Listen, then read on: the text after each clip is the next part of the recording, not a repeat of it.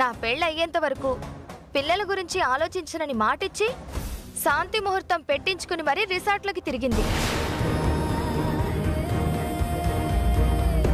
మాట్లాడాల్సిన వాళ్ళు మాట్లాడకుండా మధ్యలో మీరేంటి? కామ్గా ఉండండి.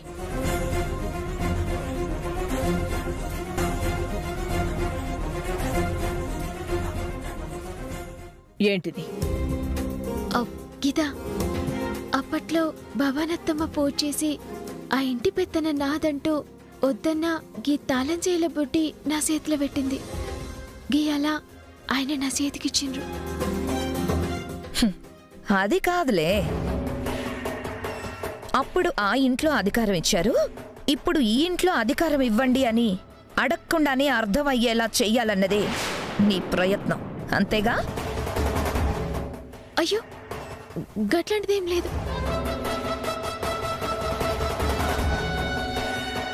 ఆ ఇంట్లో అధికారం ఈ ఇంట్లో ప్రదర్శిస్తున్నావంటే దానికి అర్థం అదే కదా.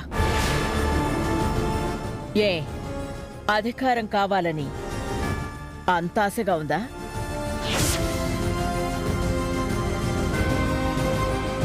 చెప్పగలిగినవి మాటల్లో చెప్తారు, చెప్పలేనప్పుడు ఇదిగో ఇలాంటి ప్రయత్నాలే చేస్తారు.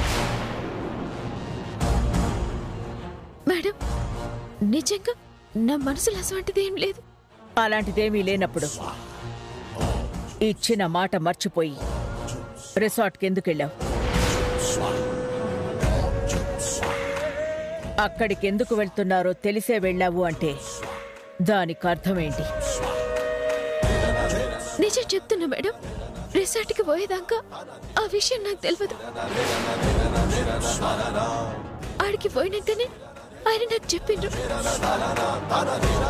వదినా, ఇది మాయల మరాఠీ మాటలతో నిన్ను బాగా మోసం చేస్తుంది. ఎవరిని మోసం చేయాల్సిన అవసరం నాకు లేదు. లేనప్పుడు నా కొడుకు విషయంలో నువ్వు చేసిందేంటి? అది మోసం కాదా? నన్ను నమ్మించి నాతో ఒక్క మాట కూడా చెప్పకుండా నా భర్త అంటూ వచ్చి నా కళ్ళ ముందు నిలబడ్డావే, దాన్నేమంటారు? మేడం, నేను ఆయనకి భార్యనని ముందుగానే మీకు ఒక మాట చెప్పకపోడు తప్పే.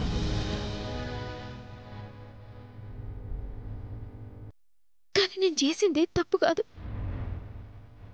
తాళిగట్టిన భర్తతోనే నేను వచ్చినా గాని మరొకరి భర్తని నా భర్త అని చెప్పలే.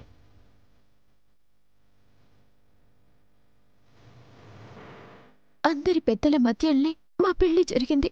మా మధ్య దూరం పెరగనీకి 100 జరిగినాయి. కానీ అవన్నీ మర్చిపోయి నిజం తెలుసుకొని నా భర్త నాకు దగ్గర కావడం అన్నది ఈయనే జరిగింది.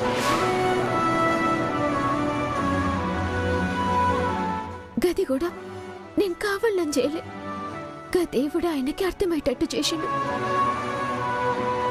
ఆ రోజు నాకు మరో ఆలోచన చేయనీకి అవకాశమే లేకుండే. నా భర్త నన్ను అర్థం చేసుకున్నాడన్న ఆనందంలో ఏమి నేనేం చేయలేకపోయినా. కానీ ఇప్పుడు మీకిచ్చిన మాట నేను తప్పను.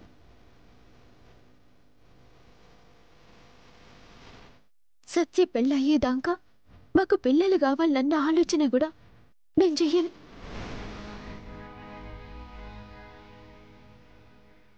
ఇచ్చిన మాట మీద నిలబడితే ఆ విలువ బ్రతికినంత కాలం ఉంటుంది. అదే మాట తప్పితే బ్రతికున్నా లేనట్టే. మాట తప్పను. మీ ముంగట మనిషిగా ఎప్పుడు చచ్చిపోను. నా మాట నమ్మను.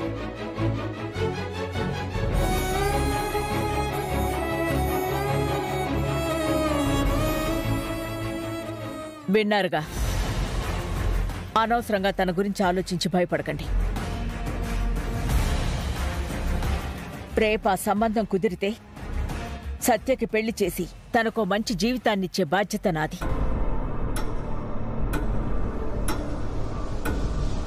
ఏంటమ్మా చేస్తే నా పెళ్లి చేస్తా అంటుంది. ఏదో సంబంధం తెస్తే నేనెందుకు చేసుకుంటాను? చేసుకోమని నిన్నెవడు చెప్పాడే? పెళ్లి చూపులకొస్తారు, నీకు నచ్చలేదని చెప్తావు. దానికి కారణం కూడా ఆ శ్రీవల్లిని నమ్మిస్తాం. ఈరోజే ఆ శ్రీవల్లి ఇంట్లో ఉండదు. తను ఉంటే నేను ఉండలేను అని మీ అత్తయ్య అనే పరిస్థితికి తీసుకొచ్చి ఆ శ్రీవల్లి ఇల్లు దాటిపోయేలా చేస్తాను. ఆ శ్రీవల్లి ఇల్లు దాటగానే అయిపోదు. దాన్ని పంపించిన వెంటనే బావతో నా పెళ్లి జరగాలి. అది ఇంట్లో నుంచి బయటికి వెళ్ళిపోయిన మరుక్షణం జరిగేది నీ పెళ్ళైన పిచ్చిదానా.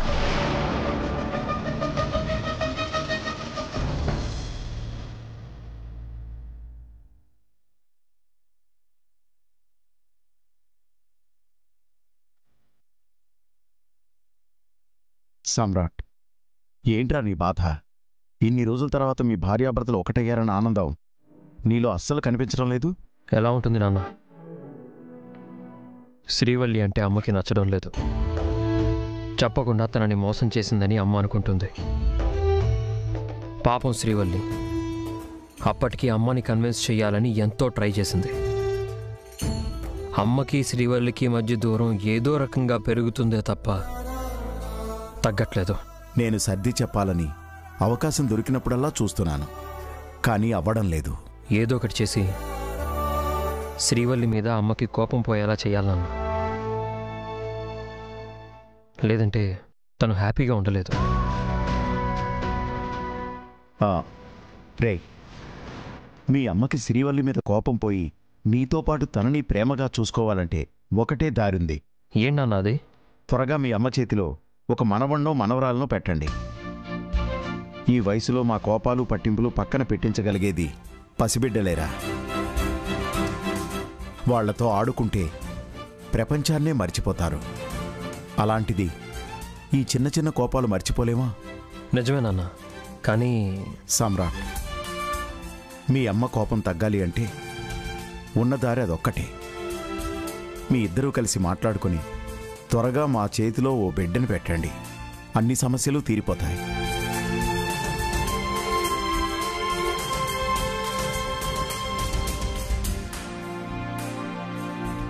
నాన్న చెప్తోంది కరెక్టే, కానీ నన్ను కోడలుగా మేడం ఒప్పుకున్నాకనే మనం బిడ్డల గురించి ఆలోచించాలని.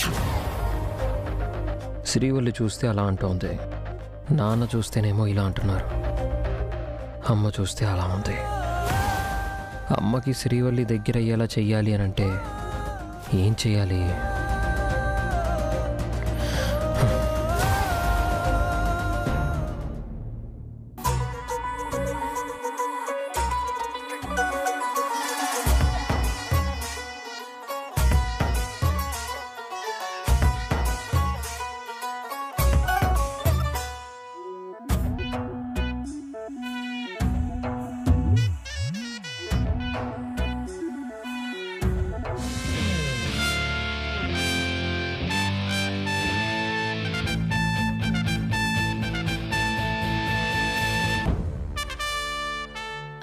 నమస్తే మేడం.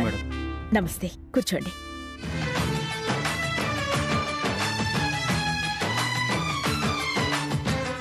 మేడం, మీ కోడలనగానే మేము మరో ఆలోచన చేయలేదండి.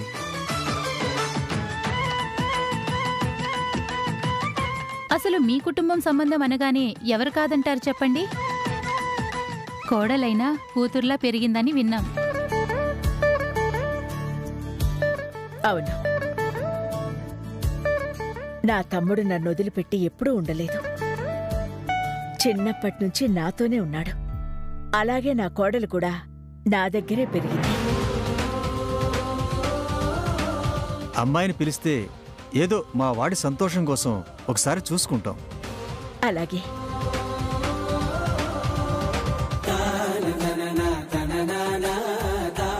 అదిగో వస్తున్నారక్క.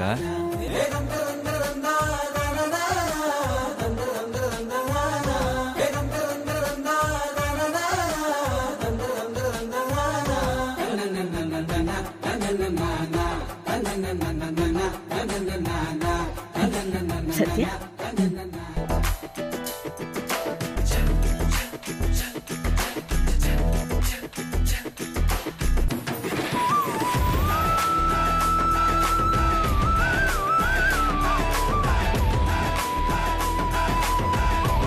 ఏరా ఎలా ఉంది?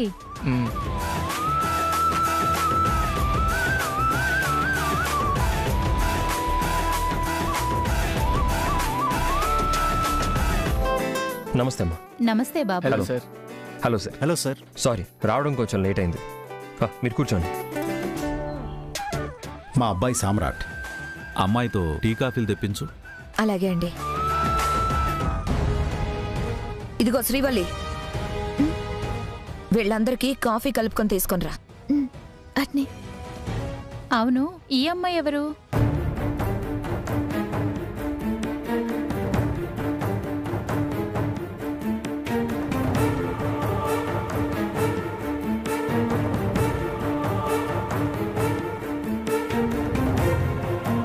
ఆ అమ్మాయా? తను మా ఇంట్లో. తను శ్రీవల్లి, నా భార్య.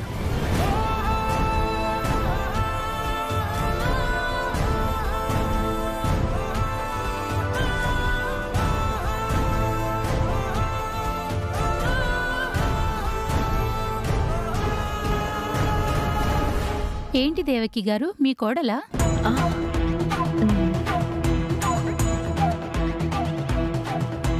పేరేంటన్నారు? ఓ, శ్రీవల్లి కదా. అమ్మాయిలాగే పేరు కూడా చాలా చక్కగా ఉంది.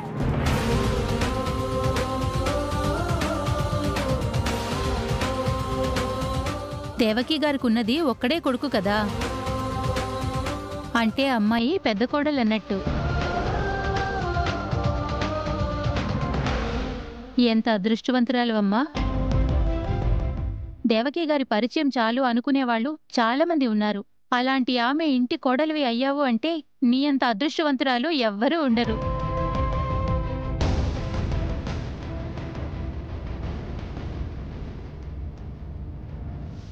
ఎంతో మంది ఆడవాళ్ళకి వాళ్లతో ఎలాంటి పరిచయం లేకపోయినా సహాయం చేసి వాళ్లకు మంచి జీవితాన్నిచ్చే దేవకి గారి ఇంటి కోడలన్న తర్వాత నిన్ను ఎంత ప్రేమగా చూసుకుంటున్నారో కదా.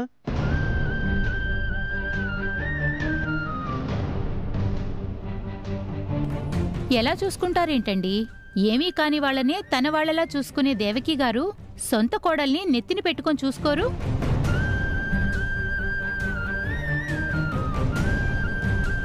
నిజమే, మా అమ్మ నా భార్యని చాలా బాగా చూసుకుంటుంది.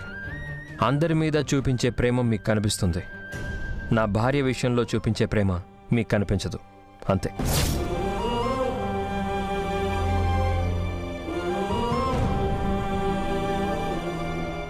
మా అమ్మకి ప్రేమించడమే తెలుసు, ద్వేషించడం తెలియదు. అందుకే చాలామందికి దేవత అయింది. అంతే కదా మరి.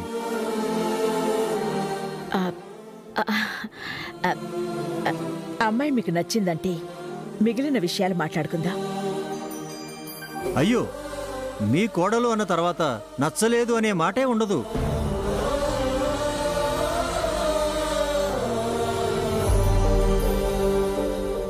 అత్తయ్య, నేను ఆయనతో ఒకసారి మాట్లాడాలి. అత్తయ్య మాట్లాడాక నువ్వు మాట్లాడేదేంటి? రేపు పెళ్లి చేసుకుని కాపురం చేయాల్సింది తను. కాబోయే భర్తతో మాట్లాడాలనుకోవడంలో తప్పే ఉంది?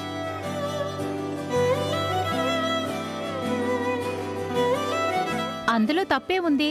నాన్న, అమ్మాయి నీతో మాట్లాడాలంట, వెళ్ళు.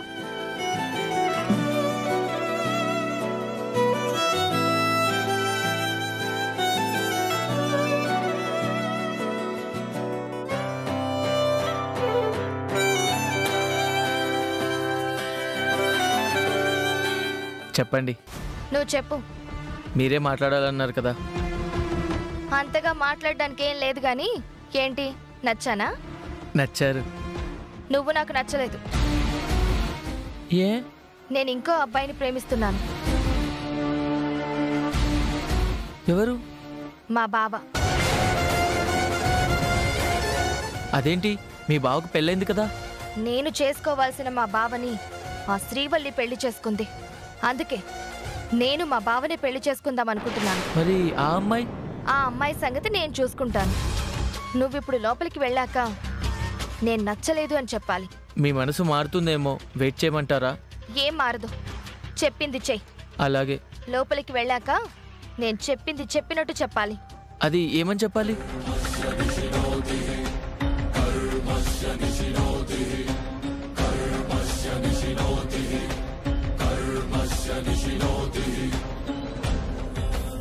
ఇప్పుడు నేను చెప్పిందే చెప్పాలి. తేడా వస్తే బయటున్న మీ కారు మీరు. చెప్తాను. పద.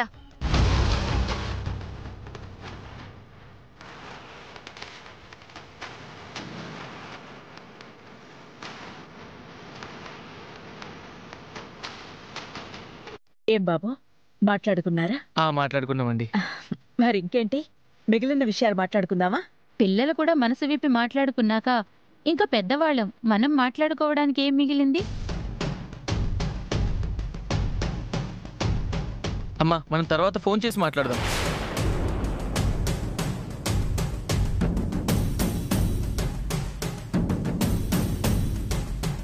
అదేంట్రా? తర్వాత ఫోన్ చేద్దామని చెప్తున్నాను కదా, పదండి.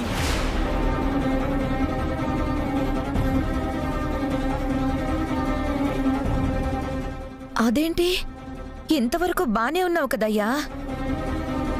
బాబు, ఏమైనా ఇబ్బంది ఉంటే ఇప్పుడే చెప్పు, ఒకసారి మాట్లాడుకుంటే సరిపోతుంది. అదేం లేదండి, ఫోన్లో మాట్లాడుకుందాం. అమ్మా పదండి.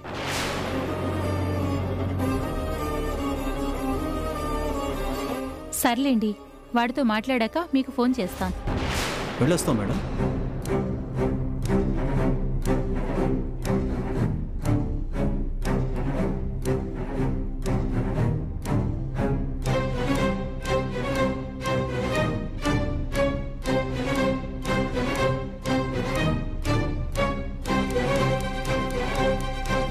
ఉన్నట్టుండి ఏమైంది అబ్బాయికి? సత్య, ఏమైంది? నువ్వు కూడా ఎందుకు అలా ఉన్నావు? ఏం లేదులే బావా. మరెందుకు అలా ఉన్నావమ్మా? ఉన్నట్టుండే ఆ అబ్బాయి నిమిషం నిలబడకుండా ఎందుకు వెళ్ళిపోయాడు? వెళ్ళాక ఫోన్ చేస్తా అంటున్నారు కదా, వాళ్ళ నోటితోనే చెప్తారు కదా, వినండి.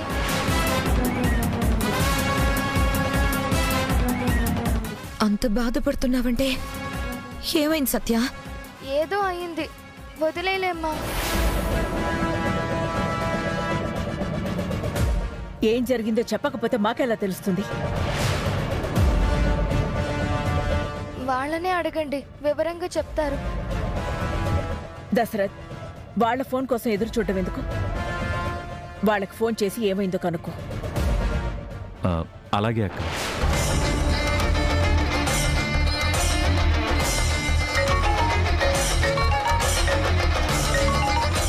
చెప్పండి బాబు, అప్పటి వరకు బాగున్న మీరు ఉన్న పళంగా బయలుదేరి వెళ్ళారంటే ఏదో జరిగిందని అర్థమవుతుంది. ఏం జరిగిందో చెప్పు బాబు. వెళ్ళాక ఫోన్ చేస్తానని చెప్పాను కదండి. మొహమాటంతో చెప్పలేకపోవడానికి ఇప్పుడు మీరేం మా ఎదురుగా లేరుగా. చెప్పు బాబు. మాకు నిజం చెప్పకుండా పెళ్లి చేయాలని చూస్తారా?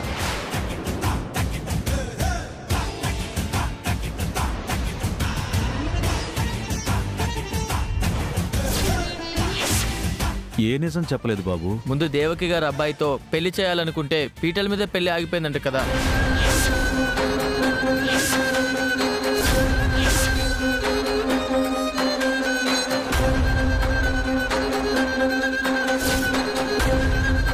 సొంత అక్కే పీటల మీద పెళ్లి ఆపిందంటే మీ అమ్మాయికి ఏదో లోపం ఉన్నట్టే కదా.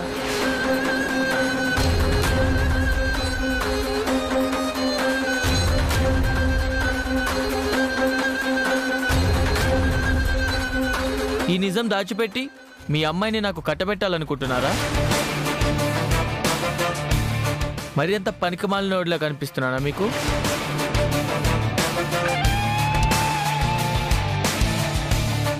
ఎవరయ్యా? ఎవరు మీకు చెప్పింది? బయట వాళ్ళు ఎవరో చెప్తే నేనెందుకు నమ్ముతానండి? మీ సొంత వాళ్ళే చెప్పారు.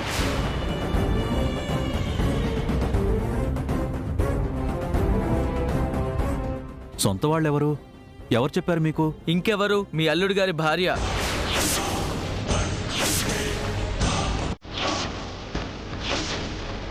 మీ అక్కగారి కోడలే.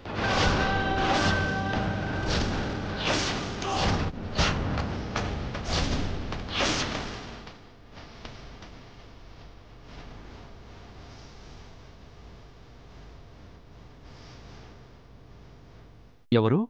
శ్రీవల్లి? ఆవిడే.